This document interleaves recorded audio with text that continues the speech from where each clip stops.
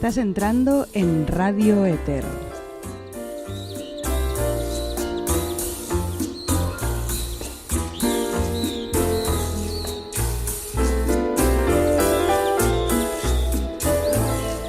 Un programa sobre lo oculto y el misterio en nuestra vida cotidiana.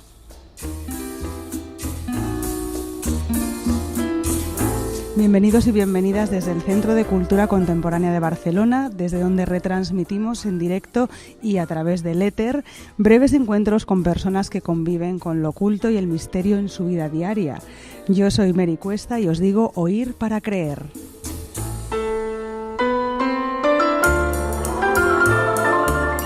Pues arrancamos hoy nuestro primer programa desde el rellano de bienvenida de la exposición La Luz Negra, Tradiciones Secretas en el Arte de los años 50, que estará con nosotros hasta el 21 de octubre.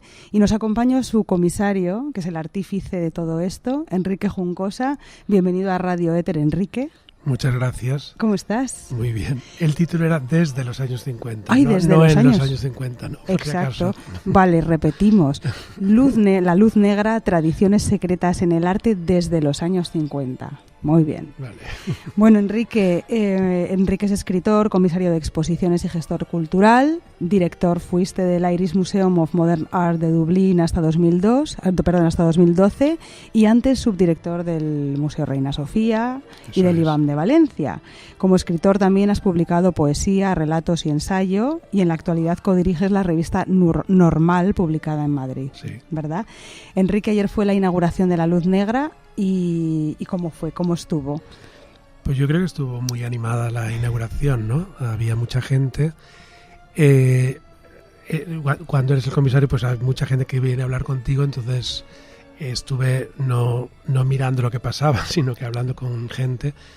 Pero creo que la gente respondía bastante bien, ¿no? Que les interesaba el tema, estaban sorprendidos, también divertidos y intrigados, ¿no? Entonces, o sea que espero que funcione la exposición. Claro que sí, o sea que es una exposición que tú crees que además suscita, digamos, debate, conversación. Sí, porque creo que habla, por eso el subtítulo de secretos, de cosas que normalmente no se hablan en el mundo del arte. Tanto el misticismo como el ocultismo, que son cosas diferentes, aunque aparezcan las dos un poco mezcladas, son temas que la gente a veces no piensa en relación al arte, ¿no? Entonces, viéndolos desde aquí, pues uno se da cuenta de la importancia que tienen y espero eso es novedoso, creo. Uh-huh. Vamos a profundizar un poco en los contenidos de La Luz Negra. ¿De qué dirías que trata La Luz Negra? Como si tuvieras que hacernos una sinopsis, digamos, breve, porque sabemos que es una exposición además muy amplia, que aborda diversas tradiciones. ¿Cómo podrías explicárnoslo? Bueno, yo creo que habla un poco de la idea de que el conocimiento puede venir también por la intuición o por la imaginación. O sea, es que no es solamente una cosa de la ciencia, ¿no? Y eso a lo mejor es un aspecto que me interesaba por ser poeta y el tipo de poesía que yo hago. Entonces me interesaba por ahí, ¿no? Y luego pienso que tanto el ocultismo como el misticismo se refieren al uso de la mente de formas que no son las habituales, ¿no? Uh-huh. Y creo que eso es algo que tienen especial sensibilidad los artistas para eso, ¿no? Porque están explorando a veces el mundo del sueño, de las visiones y de lo irracional, ¿no? Uh-huh. Porque claro, ¿qué tienen en común un loco, un místico y un artista? Pues haciendo investigación un poco para la exposición he encontrado que hay muchas personas que dicen que hay personas que tienen más facilidad para este mundo, ¿no? Igual uh-huh. que hay gente que sabe cantar muy bien, otros les va muy bien las matemáticas. Y cuando hablan de los grupos de personas que podrían tener una inclinación más hacia esos temas, aparecen los locos, sí. La gente que tiene epilepsia uh-huh. y los artistas y los místicos, ¿no? Sí. Sabemos que hay bastante confusión a veces en los términos que maneja además esta exposición, ¿no? Como por ejemplo esoterismo, espiritualidad, hermetismo, ocultismo. De manera popular, digamos, suele haber como una confusión un poco nebulosa sobre lo que significa cada cosa. Desde el principio tú nos hablabas también de la diferencia básica entre mística y ocultismo, que yo creo que es pues una dicotomía que sí que rige un poco temáticamente toda la exposición. Sí, pero yo pienso que la mística es más fácil de delimitar. Es una experiencia que la han descrito muchos místicos y luego médicos también, en la que la persona de repente, porque la experiencia mística aparece de repente a cualquier persona, no se sabe por qué, uno entra como en éxtasis absoluto de llanto mezclado con felicidad. Entonces está como... Y eso a lo mejor puede durar 2 o 3 días. Entonces la gente no sabe explicar lo que le ha pasado, no lo entiende, pero la gente suele decir que eso es una experiencia transformadora absoluta de sus vidas. Y luego, y esto pues lo hemos visto en, yo qué sé, Ramón Llull, San Juan de la Cruz, Santa Teresa. Los místicos conocidos siempre hablan que les ha pasado esto, ¿no? Ramón Llull, por ejemplo, era famoso para una persona que le gustaban los burdeles y todo esto, y luego le pasó esto y se convirtió a la religión, ¿no? Y entonces yo creo que esta experiencia mística que luego la gente intenta volver a hacer, a lo mejor ayudándose por drogas, luces, técnicas de respiración y tal, está en el origen de todas las religiones, ¿no? Y es una especie de experiencia directa de lo divino. En cambio el ocultismo no es solo esto, sino que se refiere ya a todos los fenómenos extraños, ¿no? Todas estas sensaciones de haber vivido ya algo, de conectarse con el muertos, como viajar en el tiempo, y la magia, y eso es otra cosa, y todo tiene relación, pero tanto como la mística como esto, con usos del cerebro que no son los habituales. Entonces por eso en los dos casos siempre hay la idea de maestro y de discípulos que aprenden, y en ambos casos son cosas que se ve que no son fáciles, es que necesitan este adiestramiento. Una iniciación, ¿no? Sí. Exactamente.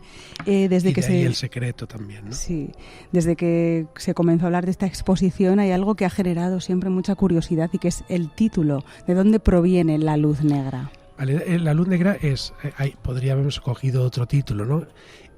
Siempre que se habla de magia y de mística y tal, se suele describir de una forma paradójica, porque explica algo que no se puede explicar por definición, como la luz negra, que parece una contradicción, ¿no? Y en este caso, o sea, la luz te parece que es todo menos negra, ¿no?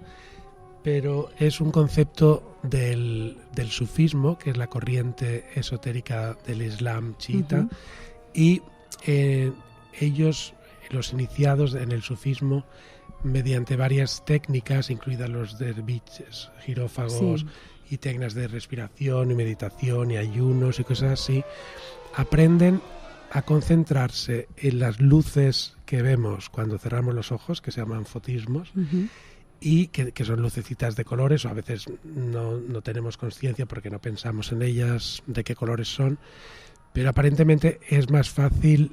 Bueno, ellos se esfuerzan en verlos en un solo color, y eso requiere como un esfuerzo de concentración muy grande, y parece que hay colores más fáciles que otros, ¿no? Entonces primero practican con el primero, con el segundo, sabes que son el azul, el amarillo, el blanco y tal, y cuando han logrado saber hacer esto, que no es fácil, y llegan a este estadio último que llaman la luz negra, y es una metáfora de un momento en que el iniciado llega al éxtasis místico y se convierte en una luz absoluta que le conecta con la divinidad y con todo el sentido del mundo, ¿no? Y lo he cogido allí. Pero esto, por ejemplo, en la Cábala, que es la parte esotérica del judaísmo, no lo hacen concentrándose en colores, pero lo hacen concentrándose en números. Y hay muchos procedimientos en otros sitios, pero muchos tienen que ver con técnicas de respiración. En el yoga también lo hacen los indios, y de concentración en luces y cosas así, y en números y en repeticiones de cosas, hasta que eso por algún motivo te produce este momento místico que se explica médicamente a veces como el uso sincrónico de las dos partes del cerebro. Ah, qué interesante, o sea que tiene su explicación científica también. Claro,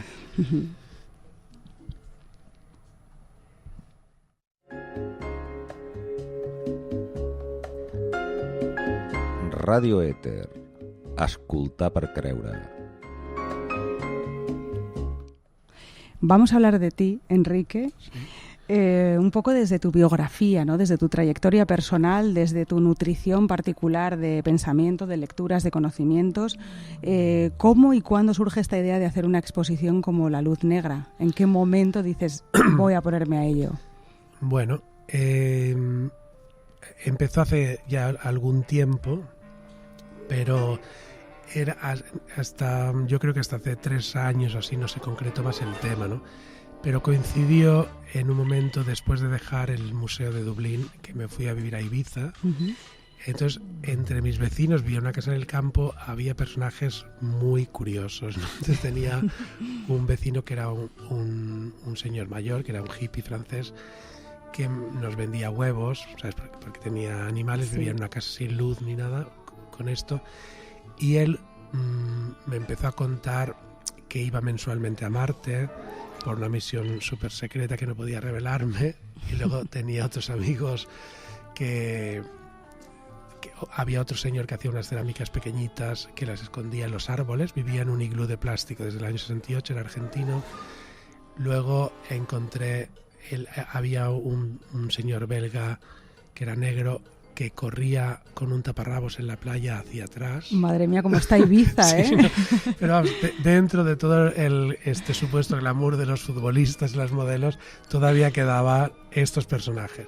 Entonces me llamaba mucho la atención, y esto por una parte, y luego por otras lecturas que estaba haciendo y por el tipo de poesía que estaba haciendo, me empezó a interesar un poco como el tema espiritual, místico, ¿no? Y el mundo de la visión, pero entendiéndolo de una manera científica para ver qué era exactamente, ¿no? Entonces luego resultaba también, que es la tercera, que casi todos los artistas que hay en la exposición de los años 80 y 90 son artistas de los que yo he escrito y de los que he hecho exposiciones. Ahora he terminado un libro sobre Philip Taft, por ejemplo, que se publicará en otoño, pero he hecho exposiciones con Clemente, con Terry Winters, con Tomaselli, y eran artistas que a su vez coleccionaban a Harry Smith, a Burroughs, ¿sabes? A cosas que había, a Michaud, ¿sabes? Entonces me di cuenta que casualmente había una serie de artistas que a mí me gustaban que también les interesaban estos temas, ¿no? Entonces, hablando un poco con ellos, luego empecé a pensar en articular la exposición y en hacerla. Mis colegas de museos con los que hablé, todos eran bastante escépticos con el tema. Yo creo que Rosa Ferrer fue bastante valiente, enseguida le gustó, porque me decía, me encanta esto, porque le parecía como novedoso. Pero mucha otra gente le daba un poco miedo y me decía, es un territorio de kitsch y de charlatanes y tal, ¿no? Porque crees que desde el mundo del arte o desde el sistema del arte institucional, además, hay un cierto reparo a este tipo de temáticas. O sea, sí que lo hay, ¿no? Pero yo no es que piense que el arte solo pueda ser así, ¿no? Y he explicado también ayer que he hecho muchas exposiciones antes y ninguna era de este tema, ¿no? Aunque había artistas con los que yo he trabajado. Pero me parece un tema como muy interesante y he disfrutado haciendo la exposición también, ¿no? O sea que, pero ahora creo que en el mundo del arte hay, como siempre, sistemas de poder en conflicto, ¿no? Y hay un sistema muy poderoso que es el mercado de los artistas, sobre el que la gente invierte mucho dinero y después es muy difícil de que dejen caer.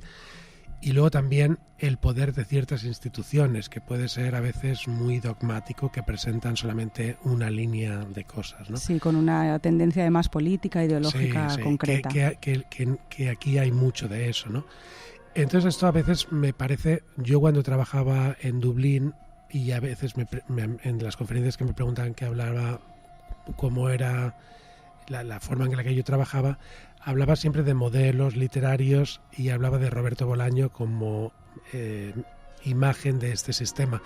Yo veía que el museo, más que explicar una narrativa así de una manera como hacía Greenberg o hace, me parece, el Reina Sofía y el MACBA ahora, yo pensaba que el museo es un motor de narrativas distintas que van en todas las direcciones y que a veces se cruzan o no, y que yo más que resolver cuestiones o decir cómo las cosas tienen que ser, planteaba más bien enigmas o asuntos complejos para que la gente pensara y reflexionara, pero yo no lo veo nada como una cosa como para cerrar y dictar, que eso me parece una cosa como de la Iglesia. Claro, o sea, sí. Me parece una cosa como más de explorar, experimentar, ir por todos los terrenos, incluso los más raros, ¿no? Claro, incluso de sugerir y de invitar también, ¿no? Porque son temáticas que si no te sientes llamado o invitado, muchas veces no entras en ellas. Yo pienso también que, cuando pienso en el arte que me gusta el arte raro y el arte irreducible a una explicación. ¿Sabes? Que me gustan cosas que, como hay algunas obras en esta exposición que realmente no entiendo y me cuestan, pero de alguna me causan un impacto y luego estoy pensando en ellas a lo mejor, ¿no? Y casi prefiero esto que una cosa que entiendo a la primera y ya está, y no le veo que tiene más sentido que eso, ¿no? Exacto, o adoctrinar o a través de las cartelas, ¿no? Que te dice, mira, esto es así, esto es la interpretación unívoca que hay, y en absoluto, ¿no? En tu caso está claro que se trata también de la sugerencia, ¿no? De todas las tradiciones secretas, Enrique, para ti particularmente, ¿con cuál sientes más afinidad o con cuál de ellas te sientes más, digamos, involucrado incluso o conectado? Mira, la que más me parece más atractiva es la mística, ¿no? Esta idea de el llanto estático la encuentro estupenda, ¿no? Pero después de haber hecho la exposición me he quedado muy curioso con la magia. ¿Sabes? Entonces me da mucha pereza meterme en una sociedad secreta y aprender estas cosas, pero... Bueno, todo es ponerse a fundarla, ya no meterse, a fundar una sociedad secreta. Pero me gustaría ver qué es lo que hacen los magos. Y sabes que en la cábala, por ejemplo, permite la magia blanca, que es una magia positiva, y no permite la magia negra. Ese aspecto tampoco me interesa ni quiero saber muy bien lo que hacen, ¿no? Pero la idea de la magia blanca, y con las personas que he hablado que se describen con magos, que me dicen que sí que funciona, la encuentro como divertida e interesante, ¿no? Pero no sé muy bien cómo acceder a ese mundo, ¿no? Bueno, es cuestión de investigar, ¿eh? Yo creo que sí, ¿eh? Pero todavía no lo he hecho, ¿no? Radio Éter. Escoltar per creure. Radio Éter es un programa que surge al calor de la exposición La Luz Negra, tradiciones secretas en el arte desde los años 50. Y bienvenido de nuevo si nos estás escuchando en directo o a través de los podcasts que puedes recuperar en www.cccb.org/radioéter. Estamos hablando con Enrique Juncosa, comisario de la exposición, y queríamos preguntarte sobre la contemporaneidad. Si bien la exposición pues, nos propone una perspectiva, como decíamos, de las tradiciones secretas en el arte desde los años 50, yo quería preguntarte tu opinión sobre cómo se vive hoy en nuestra sociedad contemporánea el secreto, el misterio y lo oculto. Yo pienso que hay, de igual forma que hay mucho interés otra vez en los años 60, me parece que hay como un nuevo renacimiento de estas ideas, y se ve en el arte contemporáneo, se ve bastante, ¿no? Y ha sido tema de algunas exposiciones ya, desde una Bienal de Venecia, pero otras. Y pienso que la gente no necesariamente son ocultistas, aunque hay mucha gente que tiene sociedades secretas. Ahora es una cosa como un poco de moda, muchas, ¿eh? Sí. Hay muchas.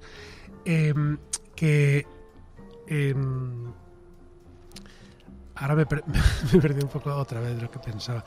Que lo utilizan de una manera como metafórica también, ¿no? O sea, estoy de acuerdo completamente. Y creo que es una posición como alternativa al sistema en el poder. Entonces, todo esto que hablamos de una línea dogmática, pues una gente que trabaja en la periferia de nuevo, con sociedades secretas, con ideas mágicas, con rituales antiguos. Entonces me parece que es como una cosa que se sale voluntariamente del sistema, ¿no? Sí, precisamente también como contraposición a cómo funciona Internet, ¿no? De repente que ahora mismo en la cultura digital todo parece que no hay secreto, ¿no? Que desde que introduces algo enseguida tiene una difusión a nivel planetario. Pues volvemos también a esa idea de hacer cosas secretas, que no se muestren, que sean solamente para un grupo reducido. De todas maneras, Eric Davis, que es un autor de uno de los textos del catálogo, ha investigado mucho y me ha dicho que han salido un montón de religiones nuevas que se comunican por Internet. Fíjate. Y él ha investigado ese tema, ¿no? Pues leeremos, por supuestísimo, esos textos del catálogo. Una última pregunta también con respecto a esta idea de la contemporaneidad. Se ha popularizado mucho el término ocultura, no sé si lo has oído, para referirse precisamente a la cultura de lo oculto. No sé si empleas este término o qué opinas de él. No, pero lo sé porque hubo este año, me parece, una conferencia en Burgos sobre la cultura, que estuvo Gary Lachman, que estará en Barcelona. ¿En Burgos o en León? No recuerdo muy bien. Por ahí, sí. León, sí, no, pues eso. Y pienso que también hay una editorial, La Felguera, que publica textos de autores de este universo, y creo que eso es... la gente se está dando cuenta que en el tema este hay seriedad y cosas interesantes, que no es todo folclórico, dijéramos, ¿no? Desde luego.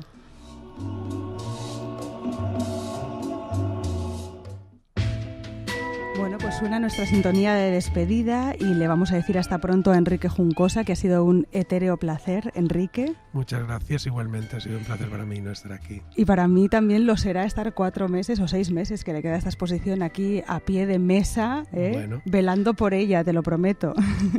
Muchas gracias al público en directo que estáis aquí por escucharnos, y también nos podéis escuchar por podcast. Al control de sonido ha estado David Gómez y os ha transmitido su voz a través del éter Meri Cuesta. Recordaros también que si tenéis algo que contar en Radio Éter podéis escribirnos a radioeter@cccb.org. Así que desde el Centro de Cultura Contemporánea de Barcelona os enviamos un abrazo cósmico. Hasta pronto.